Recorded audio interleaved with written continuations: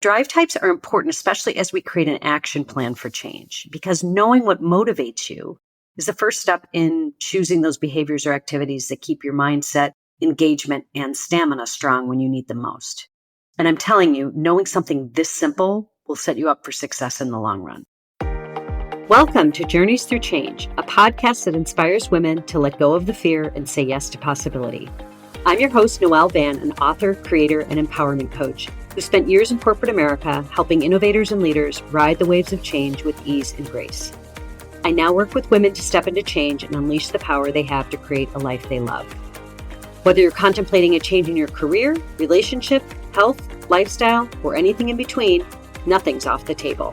I'll be offering up simple insights to help you manage the ups and downs of change and sharing interviews with successful women who took a leap of faith to create the life they knew they were meant to live, sharing their wisdom, advice, and all the juicy lessons they learned along the way. So get cozy in your favorite comfy chair and let's get started. In times of change, it's super important to concentrate on what motivates you, as in, what are the daily behaviors that elevate your mood and energy? I thought it might be helpful to share 3 categories of motivators that I typically discuss with my clients as they get ready to embark on any life change. I like to call these motivators drive types. Now, drive types are important, especially as we create an action plan for change, because knowing what motivates you is the first step in choosing those behaviors or activities that keep your mindset, engagement, and stamina strong when you need them most. And I'm telling you, knowing something this simple will set you up for success in the long run. Now, your drive type identifies what typically motivates you, why you make certain choices, or where you may get stuck. Although you might be drawn to more than one of these types, you likely have a dominant one based on your personality and preference.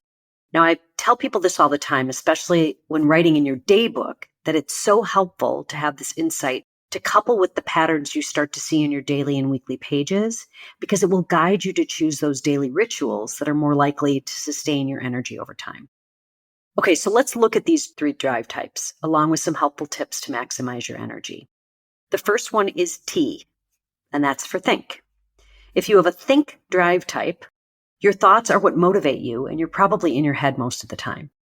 When you spend a lot of time listening to your own internal dialogue, as they say, too much of anything can be dangerous. So to keep your mood and energy high, it's even that much more important to concentrate on managing those thoughts closely, so you're not letting negativity, judgment, or criticism kick in. Because, of course, that is the fastest way to deplete your energy and leave you feeling exhausted, helpless, and depressed. So we must stand guard at the gates of our mind, ladies, and not allow false beliefs and self-sabotage to get in. And especially if we are thinkers and are in our heads most of the time, we have to be super careful about it. I definitely fall into that category, and having been in HR for so many years, with 100% people facing most of my days, I could not have maintained my motivation to get up and do it every morning without taking that critical downtime each night to decompress. Now, since thoughts create feelings, if you are this drive type, it's important to incorporate movement into your day to bring those feelings up and out. We hold stress and trauma in our bodies, and this is even more prevalent for those of us who stay stuck in our heads all day long.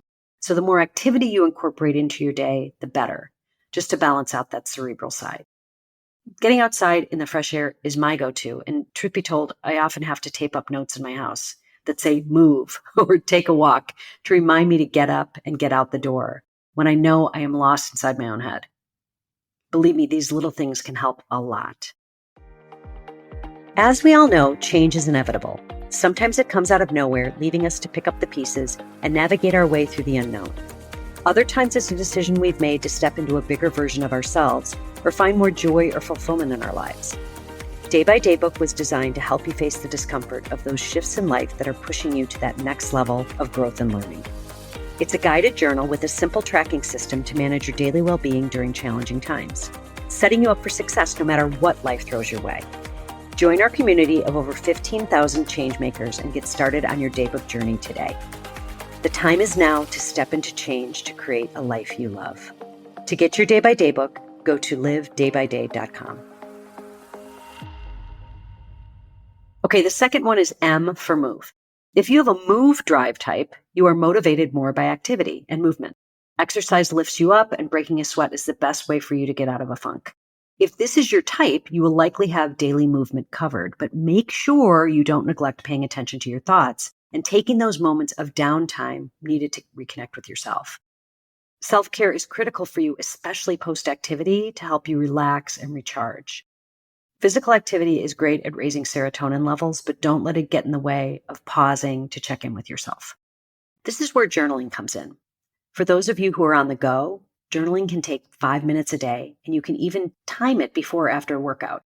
I know you'll find it helpful as you see how mindset can change depending on the time of day or level of activity. All important to know as you're facing the ups and downs of change. Now, the last type is C for connect. If you have a connect drive type, you get your energy from personal connection. You're likely very social, and being around others or within community is what lights you up.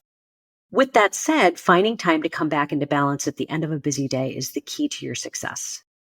It can be really easy to take on the energy of others, so quieting your mind and managing your thoughts are critical for you to keep your own energy and mood high. Also, be sure to incorporate time in your day to enjoy a bit of quiet, peace, and internal connection in whatever form that works best for you. It will do wonders for your outlook and will help to deepen those connections that you have with others as well. So with that said, which drive type best describes you? To find out more about your drive type, you can go to my blog on the website, livedaybyday.com, and it's titled What Motivates You? And just go ahead and take the quiz. It's kind of like one of those Cosmo quizzes, super simple, but helps you see things through a bit of a different lens. As we all know, we're constantly in a state of change, so be sure to check in with yourself from time to time to see if your drive type changes. What motivates you today could shift over time. Now, I hope this was helpful.